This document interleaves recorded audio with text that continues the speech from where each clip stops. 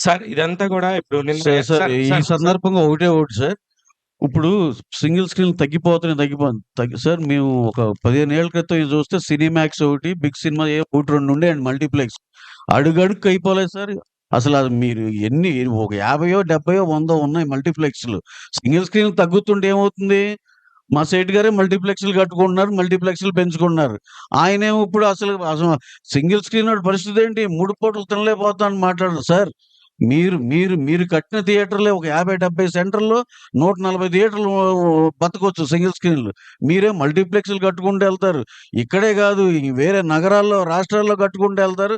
ఆయన కూర్చొని సింగిల్ స్క్రీన్‌లో ఇది లేదన్నారు. మేము గ్రహించాం. సింగిల్ స్క్రీన్‌లో ఇబ్బందులున్నాయి. We are open for everything, discussions and everything. కానీ మీరు రెడీగా ఉన్నారా? మీరు ఏదో ఎజెండాతో వస్తే అవ్వదది.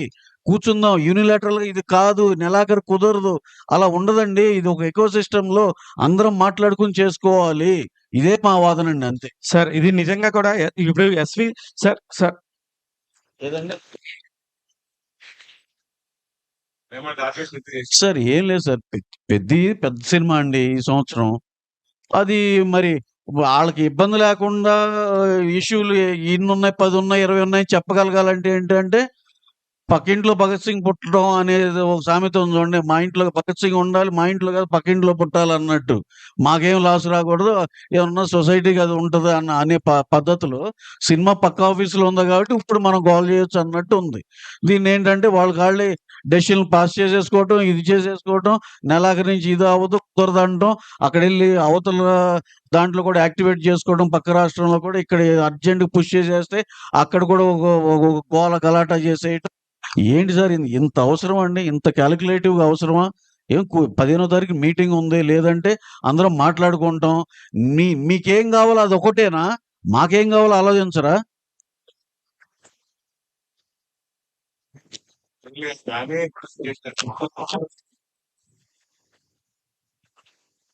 అదే మాకు ఏం అర్థం కాదు. పర్సెంటేజ్ మాత్రం ఇమ్మీడియేట్‌గా పెద్ద నుంచి కావాలంటున్నారు. మేము అడిగే థియేటర్స్ డెవలప్‌మెంట్ ఇప్పుడు సింగిల్ స్క్రీన్స్ ఏదైతే మీరు ప్రాబ్లమ్ అంటున్నారో అయన్నీ డెవలప్ చేయండి.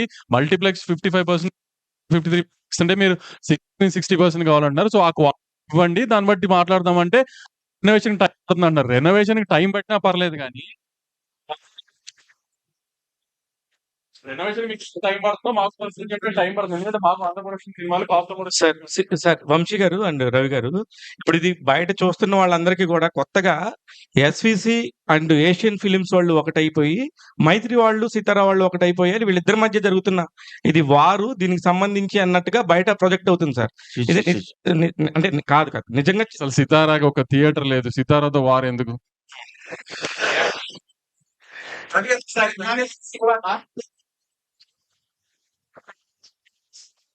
కాదు సార్ ఇందాక ఫస్ట్ నుంచి మీరు నైజాం ఒకటి చెప్తాను సార్ దీనికి. నిజంగా మాకు ఇప్పుడు ఒక సినిమా తీస్తున్నామండి. లాభం పడుతున్నాం. ఏంటో లెక్కలేసుకోవాలి. డిస్ట్రిబ్యూషను, ఓన్ డిస్ట్రిబ్యూషన్ చేయాలి. ఆ సినిమా బాగుంటే అన్నీ బాగుంటాయి. లేకపోతే ఇది. అదే మోడల్‌లో మా రాజుగారు చేసేవాళ్ళండి. ఆయన ఆయన సే ఆళ్ళ ఆయన చేసాడండి. ఒక దీనిలో సినిమాని కొనేవాళ్ళు, ఎన్ఆర్ఐ కొనేవాళ్ళు. ఇది. కళామ తల్లికి మన సినిమా రంగానికి ఆయన నిజంగా డెఫినెట్‌గా ఆయన ఆయన ఆయన కాంట్రిబ్యూషన్ ఆయన చేశారు. ఆ ఆఫీస్ చేసింది. ఏది ఆ పాత దీనిలో. పక్కన ఆయనేంటండి అసలు ఏమన్నా సంబంధం ఉందా? నువ్వు స్క్రీన్‌ల మీద స్క్రీన్‌లు పెంచుకుంటా ఎళ్లి 250, 230 పెంచేసుకో నువ్వు. నువ్వు వచ్చిన డబ్బంతా లోపలేసేసుకో. ఇప్పుడేంటి అక్కడ కూర్చొని ఆ చైర్‌లో కూర్చొని ఇదేంటి ఇది అన్యాయం జరుగుతుంది. సింగిల్ స్క్రీన్ అన్యాయం అవుతుందని మాట్లాడితే ఆయనకుందండి. ఆ అర్హత ఆయనకుంది మాట్లాడటానికి. ఎందుకంటే వాళ్ళు కొన్నారు. శిరీష్ అన్నకి అంటే ఎస్విసి ఆఫీస్ ఎన్ఆర్ఐ సినిమాలు కొన్నారు ఇప్పుడు దాకా. సో శిరీష్ అన్నకి కష్ట సుఖం తెలుసు. హిట్ ఫ్లాప్ అయితే మంచి మైక్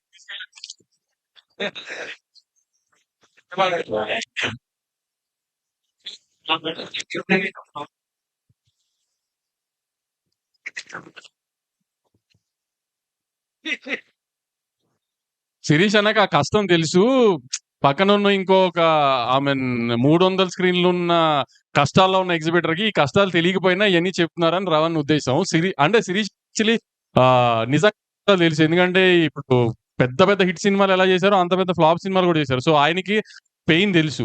సో ఆయన బ్యాలెన్స్ అవుట్ చేస్తానికి ట్రై, కానీ ఆయన మరి ఎందుకు నిన్నంత అవసరం లేని నిన్న కూర్చుని మాట్లాడితే అయిపోయేదానికి అదంత జరిగింది. ప్లస్